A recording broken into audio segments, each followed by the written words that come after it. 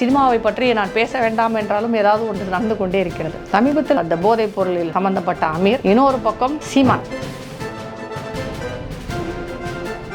இப்படி ரெண்டு பக்கமும் ரெட்டை வேடம் போடும், ரெட்டை நாக்கு உள்ள சீமானை நம்பி போகும் இளைஞர்கள் கண்டிப்பாக தோற்று போவார்கள். கண்டிப்பாக அவர்கள் நினைக்கும் அங்கீகாரம் கிடைக்கிறது கஷ்டம்.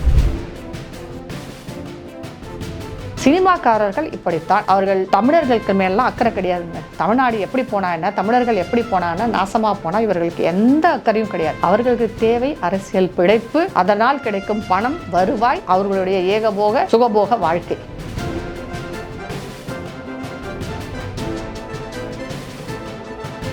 சமூக நீதியை காப்பதற்காக போராடும் போராளிகள் எல்லாம் எங்கே போய் ஒளிந்து கொண்டார்கள் என்றே தெரியவில்லை. திரு அண்ணாமலை அவர்கள் மட்டும்தான் இப்போ அதை கண்டிச்சிருக்கிறாரு. இது தவறு என்று சொல்லியிருக்கிறார். கொஞ்சம் முன்னாடி போய் உத்தரப்பிரதேசத்தை சேர்ந்த ஒரு அஜய் என்ற ஒரு காங்கிரஸ் தலைவர் என்ன சொல்றாருன்னா, ஒரு பொண்டாட்டி கட்டியிருந்தா 1 லட்சம், 2 பொண்டாட்டி கட்டியிருந்தா 2 லட்சம்ன்றார். அப்ப 4னா 4 லட்சம். கெஜ்ரிவால் வேற வெளியில சேர்ந்துட்டார். வெளியில வந்த முதல் வேலை அவர் சொல்றது, நாங்க ஆட்சி அமைப்போம், பிஜேபியோட அவங்களோட கரப்ஷனை நாங்க வெளியில கொண்டு வரோம். இவர் இப்பதான் பெயில்ல வந்திருக்கார், இன்னும் விடுதலை ஆகல.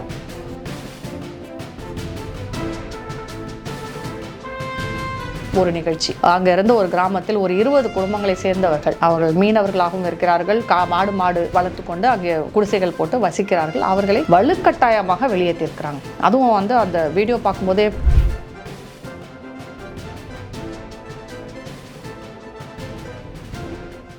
டிஎன் நியூஸ் 24 நேயர்களுக்கு வணக்கம். அடுத்து எலெக்ஷன்ஸ் இன்னும் கொஞ்ச நாள் தான் இருக்குது. இன்னும் ஒரு 15 நாளில் முடிஞ்சிடும். அதுக்கப்புறம் வாக்கு எண்ணிக்கை, அதுக்கப்புறம் ரிசல்ட் என்னன்றது தெரிஞ்சிடும். ஆனால் ரிசல்ட் வர்றதுக்கு முன்னாடியே பல பேர் பலவிதமாக பேசிகிட்டு இருக்காங்க. நிறைய பேர் என்ன ஒரு கனவில் இருக்காங்கன்னா, பிஜேபி வராது, மோடி வரமாட்டார், எப்படி காங்கிரஸ் வரும், அதுக்கப்புறம் ராகுல் காந்தி தான் இந்தியாவுக்கு பிரைம் மினிஸ்டர்ன்ற மாதிரி ஒரு கனவுலெல்லாம் நிறைய பேர் இருக்காங்க. ஆனால் காங்கிரஸ் செய்கிற விஷயங்கள், பேசுகிற விஷயங்கள், காங்கிரஸ் தலைவர்கள் இதெல்லாம் அவங்களுக்கு ஓட்டாக மாறுமா அப்படிங்கிறத நம்ம கொஞ்சம் பார்க்க வேண்டியது இருக்குது. ராகுல் காந்தி அவர்கள் போகிற இடமெல்லாம் என்ன பேசுகிறாரு, ரீடிஸ்ட்ரிபியூஷன் ஆஃப் வெல்த்ன்றார். அதாவது சொத்துக்களை நாங்கள் இருக்கிறவங்ககிட்ட இருந்து வாங்கி இல்லாதவங்களுக்கு கொடுப்போம் அப்படின்னு ஒரு பக்கம் பேசிகிட்டு இருந்தார். இதில் ஒரு காமெடியான விஷயமே என்னென்னா, இதை ஆதரித்து ஒருத்தர் பேசினார். அது யாருன்னா, இவங்களுடைய இன்னொரு தலைவர், அமெரிக்காவில் இருக்கிறவர். அவர் ஆதரித்து இதை பேசினார். ராகுல் காந்தி அவர்கள் ரீடிஸ்ட்ரிபியூஷன் ஆஃப் வெல்த் பற்றி நிறைய பேசியிருக்காரு. அதாவது சொத்துக்களை இருக்கிறவங்ககிட்ட இருந்து பிடுங்கி இல்லாதவங்களுக்கு கொடுப்போம் அப்படின்னு சொல்லியிருக்கிறாரு. அது இல்லாதவங்களுக்கு கொடுப்போன்றதுலேயே அவர் என்ன சொல்கிறாரு, முதல் உரிமை மைனாரிட்டிஸ்க்கு போகும், சிறுபான்மையினருக்கு போகும், அதுவும் இஸ்லாமியருக்கு போகும்ன்றதை அவர் தெளிவாக தெலுங்கானா கூட்டத்தில் பேசியிருந்தார். இதை ஆதரித்து ஒருத்தர் பேசினார். அவங்களுடைய அயலக அணி தலைவர் ஒருத்தர் பேசியிருந்தார். சாம் பிட்ரோடான்னு சொல்லிட்டு, ராஜீவ்காந்தியின் நெருங்கிய நண்பர், இன்றைக்கும் ராகுல் காந்திக்கு அவர் தான் ஒரு மென்டாராக, ஒரு அட்வைசராக செயல்பட்டு இருக்காரு. அவர் இதை ஆதரித்து பேசிட்டு, அமெரிக்காவில் சில ஸ்டேட்ஸ்லாம் 20% இந்த மாதிரி இருக்குன்னு. ஆனால் அமெரிக்காவில் அமெரிக்கா ஒட்டுமொத்த அமெரிக்காவும் சொன்னார். ஆனால் ஒட்டுமொத்த அமெரிக்காவிலும் இது கிடையாது. சில ஸ்டேட்ஸில் அதுவும் 20% இருக்குது. 20% அவங்களோட சொத்து வரியாக கொடுக்க வேண்டும். இது ஆனால் ஏற்கனவே நம்ம இந்தியாவில் அதை நம்ம பண்ணிட்டு தான் இருக்கோம். நமக்கு இருக்கிற சொத்துக்களுக்கு நம்ம வரி கட்டிட்டு தான் இருக்கிறோம். ஆனால் யாரும் இதை பிடுங்கி இருக்கிறவங்ககிட்ட பிடுங்கி இல்லாதவங்ககிட்ட கொடுக்குறோன்ற மாதிரி யாருமே செய்யலை, எந்த நாடும் செய்யவில்லை. அதை ஒரு தடவை பேசி அவர் முட்டாள்தனமாக பேசி மாட்டினார். அடுத்து என்ன சொல்கிறாரு, இந்தியாவை பற்றி சொல்லும்போது எல்லா இந்தியர்களும் வேறு வேறு, இந்தியாவில் வடக்கில் இருக்கவங்க வேறு, தெற்கில் இருக்கவங்க வேறு, மேற்கு கிழக்கு எல்லோரும் வேறு வேறு. அவர் சொல்ல வந்தது கலாச்சாரம் வேறு, மொழி வேறு, அப்படி கூட சொல்லியிருந்துருக்கலாம், நம்ம ஏற்றுட்டு போயிருக்கலாம். ஆனால் அவர் சொல்ல வந்தது என்னன்னா, ஒருத்தவங்க ஈஸ்டில் இருக்கிறவங்க பூரா அராப்ஸாக இருப்பாங்க, நார்த்தில் இருக்கிறவங்க பூரா அமெரிக்காக்காரனாக இருப்பானுங்க, அமெரிக்கன்ஸாக இருப்பாங்க. ஆனால் இதில் கொடுமையே நம்ம சவுத் இந்தியாவை சேர்ந்தவங்க, சவுத் இந்தியாவில் இருக்கவங்களாம் ஆஃப்ரிக்கன்ஸ் அப்படின்ட்டு. ஆஃப்ரிக்கன்னா இவர் எதை வச்சு சொல்கிறாரு, நம்மளுடைய கலாச்சாரத்துக்கும் ஆஃப்ரிக்கா கலாச்சாரத்துக்கும் என்ன சம்மந்தம் இருக்குது, இல்லை நம்ம கலரை பார்த்து சொல்கிறாரான்னு தெரில, எல்லாம் கருப்பாக இருக்கவங்கலாம் ஆஃப்ரிக்கான்ற மாதிரி. அதுவே ஒரு ரேஷியல் ஸ்லர்ன்னு சொல்லுவோம் நம்ம, அது நிறவரின்னு தான் நம்ம சொல்ல முடியும். அது எப்படி சவுத் இந்தியனே நார்த் இந்தியாவில் ஆஃப்ரிக்கன்ஸே இல்லையா? இவர் எந்த அடிப்படையில் சொன்னார், முதல்ல ஒரு நாட்டை சேர்ந்தவர்களை வைத்து நம்மளை அது மாதிரின்னு சொல்கிறதே ஒரு மோசமான ஒரு முன்னுதாரணம். அதுலேயும் நம்ம நாட்டை சேர்ந்தவங்களா கூட இல்லை, ஏதோ ஒரு வெளிநாட்டுக்காரவங்களை சேர்ந்தவங்களை வச்சு நம்மளை கம்பேர் பண்ணி, அதுவும் சவுத் இந்தியன்லாம் இப்படி தான் சொல்லும்போது இதுலேயே உங்கள் புத்தி நல்லா தெரியுது. எப்படி காங்கிரஸ் பிரித்தாடும் அதாவது ஜாதி வாரியாக மதம் வாரியாக இவர்கள் பிரித்தாளும் சூழ்ச்சி நிறையவே செய்வாங்க. அதில் ஒன்று தான் இன்றைக்கி சாம்பிட்டோட வாயிலிருந்து இவ்வளோக்கும் ஒரு மூத்த தலைவர் வேறு. ஆனால் நம்மளை எல்லாம் வந்து கருப்பாக இருக்கிறதுனால எல்லாருமே நம்ம ஆஃப்ரிக்கன்ஸ் அப்படின்னு சொல்லிட்டு பொத்தாம்பதுவா அதை சப்போர்ட் பண்ணுற மாதிரி இன்னொரு தலைவர் பேசினார். அவர் வந்து ஆஃப்ரிக்கன்ஸ் கூட கொஞ்சம் டீசெண்டாக சொல்லலை, நீக்ரோன்ற ஒரு தடை செய்யப்பட்ட ஒரு வார்த்தையை யூஸ் பண்ணுறார். நீக்ரோ பிளாக் இதெல்லாம் வந்து நம்ம சொல்லவே கூடாது. இப்போ அது எல்லாமே நிறவரி சம்மந்தப்பட்ட வார்த்தைகள். அவர் அப்படியே சொல்கிறார், ஏன் நீக்ரோ மாதிரி தானே இருக்கிறாங்க அப்படிங்கிறார். இப்படி தான் அவங்க வந்து முட்டாள்தனமாக நிறைய இடங்களில் போய் பேசிகிட்டே இருப்பாங்க. இதற்கு வந்து நம்மளுடைய திராவிட கட்சிகளும் சரி இல்லை பிற தலைவர்களும் சரி என்ன இதுக்கெல்லாம் பதில் சொல்ல போகிறாங்கன்னு தெரியல. இதெல்லாம் ஆதரித்து சொல்ல போகிறாங்களா இல்லை இதெல்லாம் இல்லை அப்படின்னு சொல்ல போகிறாங்களான்னு தெரியல. காங்கிரஸின் நிலைப்பாடில் இன்னொரு விஷயம், இவர் என்ன சொல்கிறாரு, பெண்களுக்கு ஒரு குடும்பத்துக்கு 1 லட்ச ரூபா நான் தருவேன் அப்படின்னு ராகுல் சொல்கிறாரு. அவருக்கு முதல்ல வந்து எக்கனாமிக்ஸே தெரியலன்னு நினைக்கிறேன். சுத்தமாக நம் கையிருக்கள் இந்தியாவின் வந்து நிதி பொருளாதார நிலை என்னன்றதும் அவருக்கு சுத்தமாக தெரியலை. ஒரு குடும்பத்துக்கு 1 லட்சம். இதில் இன்னும் கொஞ்சம் முன்னாடி போய் உத்தரப்பிரதேசத்தை சேர்ந்த ஒரு அஜய் என்ற ஒரு காங்கிரஸ் தலைவர் என்ன சொல்கிறான்னா, ஒரு பொண்டாட்டி கட்டியிருந்தா 1 லட்சம், 2 பொண்டாட்டி கட்டியிருந்தால் 2 லட்சம்ன்றார். அப்போ 4னா 4 லட்சம். இதெல்லாம் எதை குறிக்குது? இவர்கள் முட்டாள்தனத்தை குறிக்கிறதா இல்லை இவங்க சிறுபான்மையினரை நோக்கியே இவர்களுடைய ஒவ்வொரு நகர்வும் இருக்கிறது என்பதை குறிக்கிறதான்றது கூட தெரியலை. இவ்வளவு முட்டாள்தனமாக பேசிக்கொண்டு நாங்கள் ஆட்சியை பிடிப்போம் அப்படின்னு இவங்க சொல்கிறது எந்த அளவு நம்ம எடுத்துக்க முடியும்? ஏதாவது ஒரு விஷயத்தில் ஒழுங்காக இவங்க பேசியிருக்காங்களா? ஒரு சரியான தகவல் சொல்லியிருக்காங்களா? இல்லை ஒரு சரியான திட்டம் கொடுத்துருக்காங்களா? இல்லை இந்தியாவை நாங்கள் முன்னேற்றுவோம், அயல்நாடுகளின் பார்வையில் நாம் ஒரு முன்னேறிய நாடாக எப்போ ஆவோம் அப்படிங்கிறதுக்கான ஒரு எந்த விதமான அறிகுறியும் உங்கள் எதுவுமே அவங்களோட தேர்தல் அறிக்கையில் இல்லை. இப்படி பிரித்தாளும் சூழ்ச்சியாகத்தான் இது. இதைத்தான் மோடி அவர்கள் வெளியில் கொண்டு வந்து சொன்னார், இவங்க இப்படி தான் பிரித்து ஆள்வாங்க அப்படின்னு சொல்லிட்டு. காங்கிரஸ் தான் ஏற்கனவே பங்களாதேஷையும் பாகிஸ்தானையும் பிரித்து கொடுத்தாங்க. அதற்கப்புறம் இப்போ வரைக்கும் நம்மளுடைய பிரச்சனை காஷ்மீர் பிரச்சனை, அப்புறம் இந்த பாகிஸ்தான் ஆக்கியபைட் காஷ்மீர் இதெல்லாம் ஓடி இப்போ தான் ஓரளவுக்கு காஷ்மீர் பிரச்சனையும் அடங்கியிருக்கு. இன்னும் வந்து நம்மளுக்கு வந்து நார்த் ஈஸ்ட் மணிப்பூர் மிசோரம் அந்த பக்கம் இருக்கிற பிரச்சனையும் காங்கிரஸால் தான். அதை இப்போ தான் சரி பண்ணிகிட்ருக்குறோம். இது போக நம்மளுடைய தமிழ்நாட்டிலே நம்ம சொல்லவே வேண்டியதில் சவுத் இந்தியாவில் ஒரு பக்கம் கம்யூனிஸ்ட்டு, ஒரு பக்கம் பிஎஸ்ஆர், இங்கே பார்த்திங்கன்னா அவங்க தெலுங்கானாவில் ஒரு பக்கம், இங்கே ஒரு பக்கம் ஆந்திரா, 4 பக்கமும் 4 விதமான ஆட்சிகள், 4 விதமான கரப்ஷன் கலெக்ஷன் எல்லாம் போயிட்டுருக்கு. இதெல்லாம் சரி பண்ணுறதுக்கு எத்தனை யுகம் ஆகும்னு கூட தெரியல. இந்த லட்சணத்தில் இவங்க ராகுலை வந்து பிரதமராகவும் இவர்கள் தான் ஆட்சி அமைக்க போவதாகவும் எல்லா பக்கமும் சொல்லிட்டு தெரிகிறது பகல் கனவே. இதை ஒன்றுமே செய்ய முடியாது. அதில் இப்போ கெஜ்ரிவால் வேறு வெளியில் வந்து சேர்ந்துட்டார். வெளியில் வந்த முதல் வேலை அவர் சொல்கிறது, நாங்கள் ஆட்சி அமைப்போம், பிஜேபியோட அவங்களோட கரப்ஷனை வந்து நாங்கள் வெளியில் கொண்டு வரோம். இவர் இப்போ தான் பெயிலில் வந்திருக்கார், இன்னும் விடுதலை ஆகலை. இன்னும் இவர் மேலே இருக்க கேஸ் எல்லாம் உறுதியாகி அது எப்போ வந்து இவருக்கு மேலே தண்டனை கிடைக்க போதோ அப்போ தான் தெரியும். இவரை பெயிலை விடுறதுக்கு முன்னாடி இவரை அரெஸ்ட் காமிக்கும் போது கூட கோர்ட்டில் என்ன சொன்னாங்கன்னா, இவர் மேலே இருக்கிற அலிகேஷன்ஸ் வந்து இவர் மேலே இருக்க குற்றச்சாட்டு மிகவும் தீவிரமானது, அதனால் நாங்கள் பெயில் கொடுக்க மாட்டோம்னு 2-3 தடவை மறுத்துட்டாங்க. இப்போ தான் கொடுத்துருக்குறாங்க. அதுவும் எதுக்காக? எலெக்ஷன் இருக்குன்றதுக்காக நீங்கள் போய்ட்டு பிரச்சாரம் பண்ணிக்கலான்ட்டு. மற்றபடி இவர் ஆட்சி அமைக்கவோ இல்லை ஒரு முதல்வராகவோ எந்த வேலையும் செய்யக்கூடாது என்ற கண்டிஷனோடு தான் இவருக்கு பெயிலே வந்திருக்கு. இப்படி தான் இன்னொருத்தரும் பெயிலில் தெரிகிறாரு வெளியில். எல்லாருக்குமே தெரியும், லல்லு பிரசாத் யாதவ் என்னும் ஒருத்தர் நிறைய குழந்தைகளை பெற்று நிறைய சொத்தை சேர்த்துட்டு இப்போ அவரும் பெயிலில் தான் இருக்கிறார், பல காலம் உள்ள ஜெயிலில் இருந்துட்டு. அதனால் கெஜ்ரிவால் வந்து திருப்பி ஜெயிலுக்கு போக வேண்டிய காலம் வரும். அதை விட்டுட்டு இவர் தேவையில்லாமல் பிஜேபியை நாங்கள் உள்ளே தள்ளுவோம் அது தள்ளுவோம்னு இவர் பாட்டுக்கு ஒரு பக்கம் பேசிகிட்டு இருக்கார். இது எல்லாத்துக்கும் முத்தாய்ப்பாக பல வருடங்களாக 500 வருஷமாக இருந்து ஒரு பிரச்சனை தீர்ந்து இப்போ தான் ராமர் கோயில் வந்திருக்கு. அந்த ராமர் கோயிலை நாங்கள் பூட்டுவோம் அப்படின்னு இவங்களோட கூட்டணியில் இருக்க ஒருத்தரே அகிலேஷ் யாதவ்ன்றது சொல்கிறார். இவ்வளோ காலம் பிரச்சனை முடிஞ்சு இப்போ தான் அமைதியாகி எல்லாரும் கோயிலுக்கு போய் சாமியை கும்பிட்டு நிம்மதியாக இருக்கும் காலத்தில் பழையபடிக்கு அதை பூட்டி இன்னொரு பிரச்சனையை தொடங்குவோம் அப்படின்னு ஒருத்தர் சொல்கிறாங்கன்னா எவ்வளோ கேவலமான கீழ்த்தரமான எண்ணங்கள் கொண்டவர்கள் இந்த புள்ளி கூட்டணியில் இருக்காங்கன்றதை நீங்கள் தெரிஞ்சுக்கணும். இந்த மாதிரி ஒரு கூட்டணி ஆட்சிக்கு வந்ததுன்னா பழையபடிக்கு காஷ்மீர் பிரச்சனை, பழையபடிக்கு ராம ஜென்மபூமி பிரச்சனைன்னு பிரச்சனைகள் மட்டுமே நாம் சந்திக்க வேண்டியிருக்குமே தவிர வளர்ச்சியை நாம் சந்திக்கவே இயலாது. அது தெளிவாக தெரிகிறது. அதனால் இந்த காங்கிரஸ் கட்சியை கொஞ்ச நாளைக்கு வெளியில் வச்சுருக்கிறதா நமக்கு சேஃப். அது அவங்க திருந்தி வந்தால் அதுக்கப்புறம் நம்ம அதை பற்றி யோசிக்கலாம். தமிழ்நாட்டில் என்ன நடக்குது? எலெக்ஷன் முடிகிற வரைக்கும் அமைதியாக இருந்தார்கள். இப்போ எல்லா பக்கமும் இந்த ஒரு பக்கம் கோயில்களை இடிக்க, ஏன்னா நாங்கள் ரோடை வந்து அகலப்படுத்துகிறோம், நாங்கள் அதை செய்கிறோம் இதை செய்கிறோன்னு இடிக்கிறதெல்லாம் ஆரம்பிச்சிருக்கிறாங்க. அதில் குறிப்பாக தர்மபுரியில் நடந்த ஒரு நிகழ்ச்சி.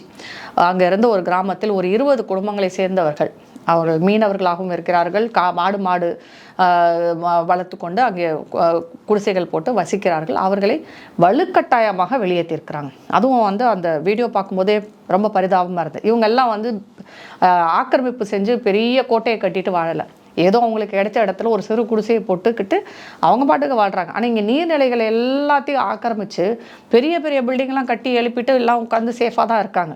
இது ஒரு 20 குடிசை இருக்குன்னா அதை பொறுமையாக அவர்களுக்கு வேறு ஒரு இடத்துல வீடை கட்டி கொடுத்து அவங்கள வெளியேற்றி அங்கே கொண்டு போய் வச்சிருக்கலாம்.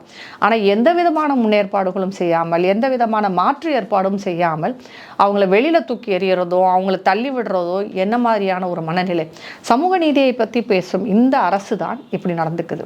ஏன்னா அவங்கெல்லாம் பணக்காரவங்கலாம் கிடையாது, வசதியானவர்கள் கிடையாது. எந்த விதமான அடிப்படை வசதியும் இல்லாத மக்களை இப்படி தான் இவங்க நடத்துவாங்களா?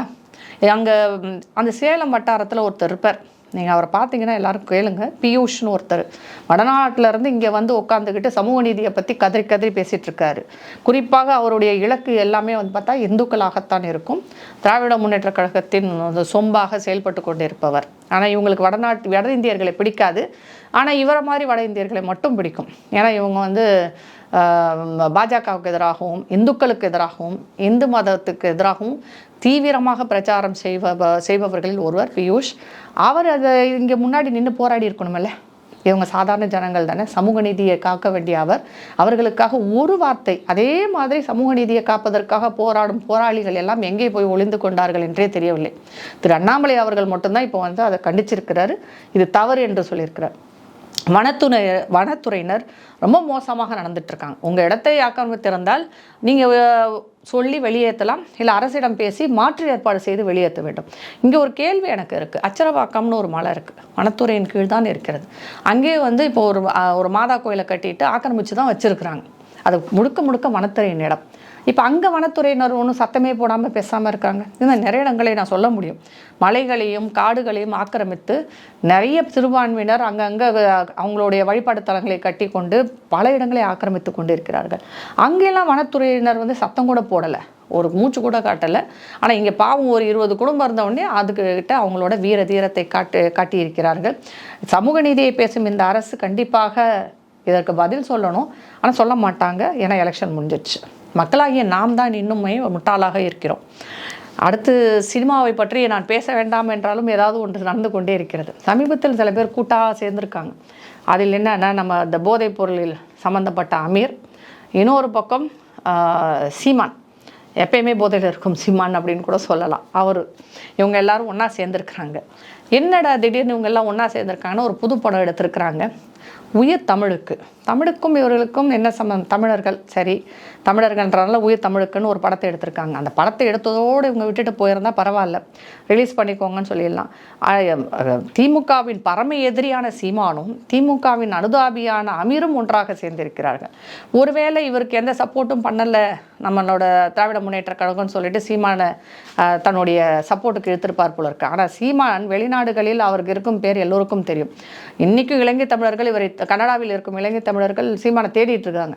அங்கே போய் வசூல் பண்ண காசு என்ன ஆச்சுன்ட்டு. இவருடைய உடன்பிறப்புகளும் தம்பிகளுமே இவருக்கு எதிராக எங்கே பார்த்தாலும் பேசிகிட்டு இருக்கிறாங்க. ஆனால் இவர் தமிழ் தேசியம் என்ற பெயரில் இவர் அடிக்கும் கூத்திற்கு அளவே இல்லாமல் இருக்கிறது. 2 பேரும் சேர்ந்துக்கிட்டாங்க. சிறுபான்மையினர் ஒற்றுமை போல இருக்குது.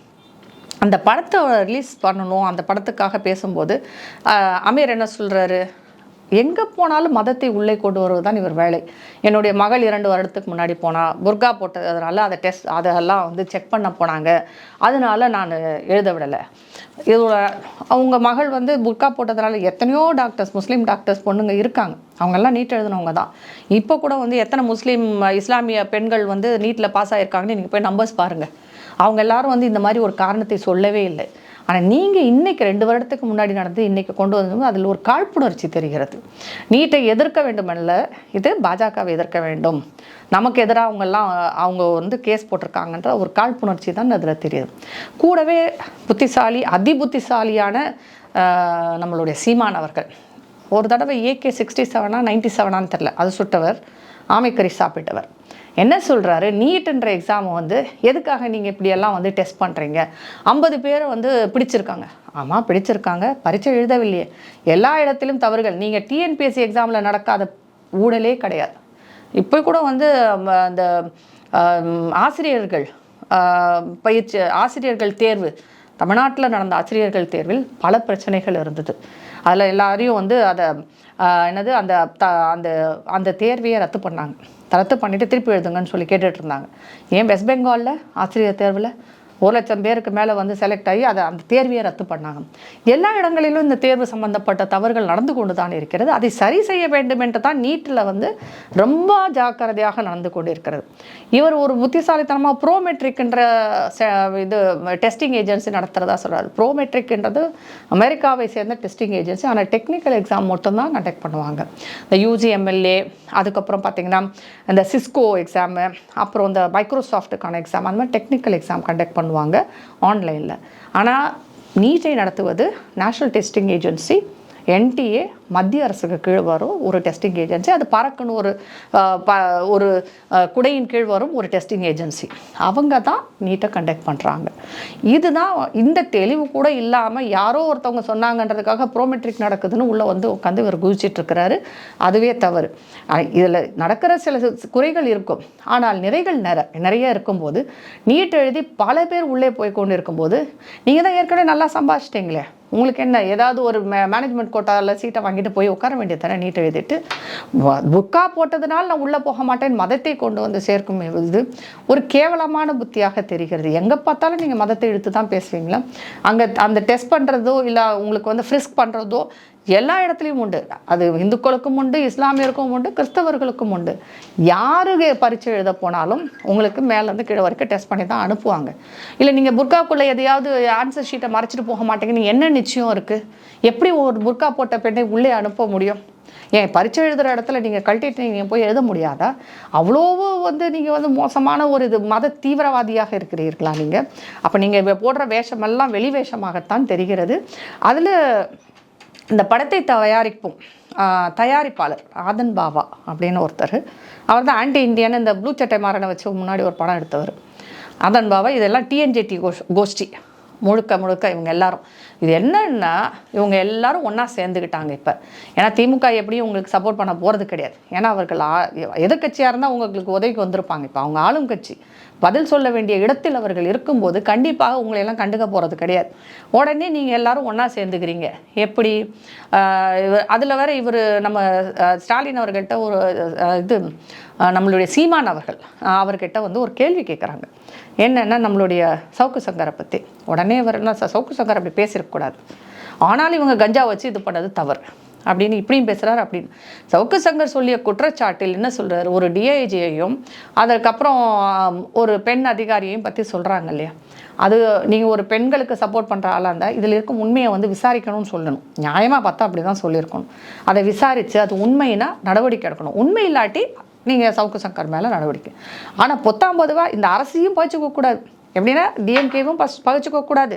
அதே சமயம் தன்னுடைய தமிழ் தேசியத்தையும் வந்து இங்கே சரக்கியும் வந்து வெளியில் கொண்டு வரணும். இப்படி ரெண்டு பக்கமும் வந்து ரெட்டை வேடம் போடும் ரெட்டை நாக்கு உள்ள சீமானை நம்பி போகும் இளைஞர்கள் கண்டிப்பாக தோற்று போவார்கள். கண்டிப்பாக வந்து அவங்களுக்கு அவர்கள் நினைக்கும் அங்கீகாரம் கிடைக்கிறது கஷ்டம். ஏன்னா இவர் பிரச்சனைன்னு வரும்போது இப்படி மாற்றிக்குவார், அப்படி மாற்றிக்குவார்.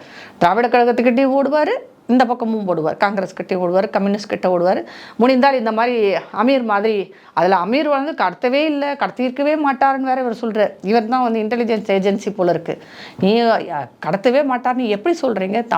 தமிழர்கள் மேல் உங்களுக்கு அக்கறை இருந்தால் தமிழ் தேசியம் பேசும் நீங்கள் இந்த தமிழ்நாட்டில் இருக்கும் இளைஞர்கள் போதைப் பொருளுக்கு ஆளாகி மோசமான நிலையை பார்த்து போய்கொண்டிருக்கும் போது அதற்கு காரணமான ஒருத்தர் கூட தொடர்பில் இருக்கும் இந்த அமீர் கூட நீங்கள் வந்து சேர்வீங்களா? சேர்ந்துட்டு எங்களுக்கே வந்து அறிவுரை சொல்வீங்களா? அது வந்து நீங்கள் கண்டிச்சிருக்க வேண்டாமா? எவ்வளவு மோசமான முன்னுதான். சினிமாக்காரர்கள் இப்படித்தான். அவர்கள் தமிழர்களுக்கு மேலாம் அக்கறை கிடையாதுங்க. தமிழ்நாடு எப்படி போனா என்ன, தமிழர்கள் எப்படி போனான்னா நாசமாக போனால் இவர்களுக்கு எந்த அக்கறையும் கிடையாது.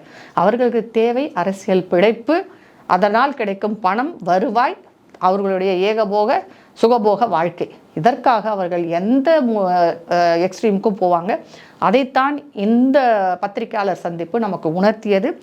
மக்களாகிய நாம், தமிழர்களாகிய நாம் இந்த மாதிரி சந்தர்ப்பவாத கூட்டணியிடமும் இருந்து, சந்தர்ப்பவாத அரசியல்வாதிகளிடமிருந்து ஜாக்கிரதையாக இருக்க வேண்டும். நன்றி, வணக்கம்.